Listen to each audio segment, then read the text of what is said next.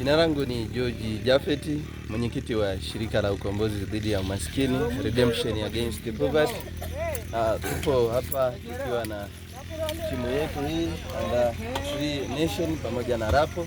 Tumekuja eneo la Mto Ligembe kwa ajili ya ushushaji wa miti na upandaji wa miti. Tunachoendelea hapa ni ushushaji wa miti.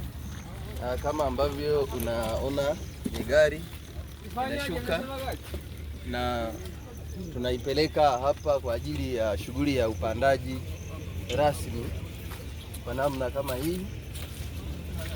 Tuna aina tofauti tofauti, tuna aina hii, tuna aina ya pili hapa, tuna aina ya tatu hapa.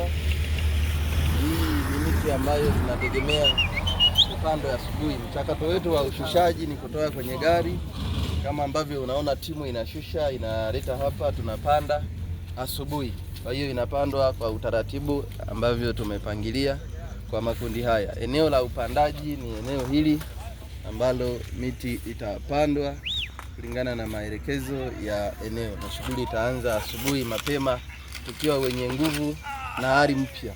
Asante sana.